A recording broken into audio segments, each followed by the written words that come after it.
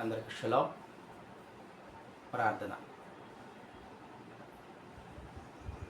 కృపామయుడా, ఆశ్చర్యకరుడా, అద్భుతకరుడా, ఆల్ఫయోమేగన తండ్రి, అనునిత్యము జీవించుచు ఉన్న తండ్రి, మీ ఘనమైన నామమునకు స్తుతులు స్తోత్రాలు చెల్లించుకుంటున్నాం. తండ్రి, మమ్మల్ని సజీవ లెక్కలలో ఉంచినందులకై, నీ మార్గములో నిలుచుటకు మమ్మల్ని మా ఆత్మలను ప్రేరేపిస్తూ బలపరుస్తూ నడిపిస్తున్నందులకై, మాకు స్వస్థతను అనుగ్రహించుతున్నందులకై తండ్రి మీకు వేలాది స్తుతులు స్తోత్రాలు చెల్లించుకుంటున్నాం. మరి ఉదయకాల వాక్య ధ్యానములో వెన్నంటే ఉండి తండ్రి నీ యొక్క వాక్యములను మా పితరుల ఎడల జరిగించినటువంటి అద్భుత కార్యములు, ఆశ్చర్య కార్యములను, వారి జీవితంలో జరిగినటువంటి ప్రతి ఒక్క విషయాలను మా మేలు కొరకై, మా జీవితం సరిదిద్దుకొనుటకై తెలియజేస్తూ మమ్మల్ని సరిచేస్తున్న విధానం బట్టి మీకు వేలాది స్తుతులు స్తోత్రాలు చెల్లించుకుంటూ ఈ మా మనలో మా రక్షకుడు విమోచకుడైన నజరేయుడైన యెషూవా మెస్సీయ నామమున అడిగి పొందుకుంటున్నాం తండ్రి, ఆమేన్. షాబాతులో నేను చేరి నీదు సన్నిధిలో సంతోషించగా, సబ్బాతులో నేను చేరి నీదు సన్నిధిలో సంతోషించగా, నా బాహువై నీవు, నా బలమైనావు, నా బాహువై నీవు, నా బలమైనావు, నా దుర్గం కేడమునైనావు, నా దుర్గం కేడమునైనావు.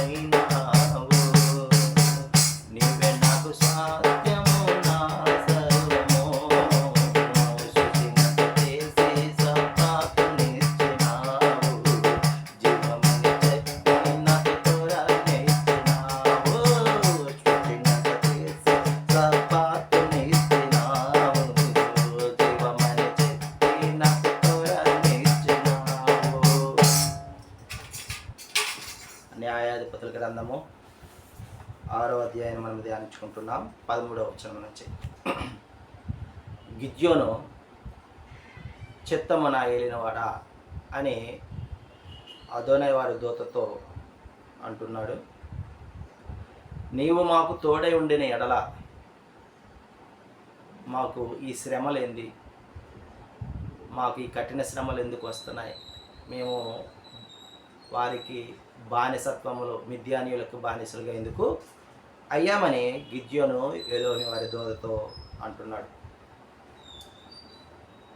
మిద్యానీయుల చేతుల నుండి విడిపింపుము, ఇజ్రాయేలీయులను ఎలోహి దూత గిద్యోనుతో చెప్తూ ఉన్నాడు. నేను నీకు తోడై ఉన్నాను, నీవు వెళ్ళి ఇజ్రాయేలీయులను మిద్యానీయుల చేతుల నుండి విడిపింపుము. నిన్ను పంపిన వాడును నేనే అని మరి అదోనై వారి దూత గిద్యోనుతో చెప్పినప్పుడు, గిద్యోను దేని చేత నేను వారిని రక్షింపగలను అని ఎలోహిం వారిని దూతను అడుగుతాడు. నా కుటుంబము మనష్షే గోత్రములో ఎన్నిక లేదు, అందున నేను కనిష్ఠుడను. అయితే నీవే నాతో మాట్లాడుచున్నట్లు నాకు ఒక సూచన ఇవ్వమని గిద్యోను ఎలోహిం వారి దూతతో అని, నేను వచ్చు వరకు ఈ మస్తకి వృక్షం కింద ఉండు అని లోపలికి వెళ్ళి మరి మాంసమును, మేక యొక్క గొర్రె యొక్క మాంసమును, పొంగని భక్ష్యములను తీసుకొని వచ్చి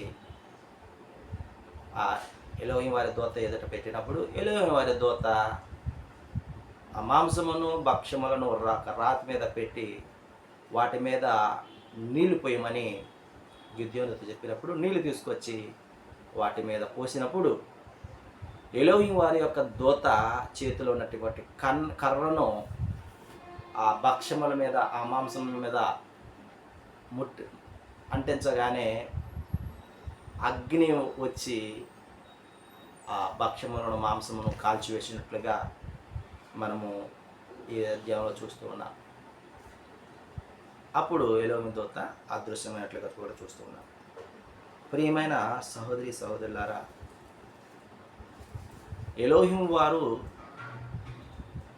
మరి ఇజ్రాయేలీలను మొర విని వారిని రక్షింపడానికి గిద్యోను ఏర్పాటు చేసినప్పుడు, గిద్యోను ఒక సూచన అడిగినప్పుడు ఆ సూచన కూడా ఎలోహిం వారి దూత చేసినట్లుగా మనం చూస్తూ ఉన్నాం. ప్రియమైన సహోదరి సహోదరులారా, ఎలోహిం వారు నీ హృదయములో నా హృదయములో నివసించగలిగే మరి ఏర్పాటును నీవు నేను చేసేవారమై ఉన్నాం. ఇంతకుముందు అంటే ఎక్కడో ఉండి రాత్రి ద్వారో ఎవరి ద్వారో మాట్లాడేవారు. మరి ఇప్పుడు నీ హృదయంలో మన శరీరంలోనే ఆయన నివాసం ఏర్పరచుకున్నాడు. నీ హృదయంలోనే నివాసం ఏర్పరచుకున్నాడు. ఆయన మరి కొనసాగునట్లుగా మన యొక్క హృదయాలను నీతి నియమాలతో నిజాయితీలతో మనం నడుచుకున్నట్లయితే మన హృదయంలో ఉన్న ఆయన యొక్క ఆత్మ మనను నడిపిస్తూ ఉంటుంది. ప్రతి ఒక్క బాధ, వేదన, శ్రమల నుంచి తప్పించే మరి ఆలోచనను మనకు జ్ఞానమును దయచేయగలరు. ఆమేన్.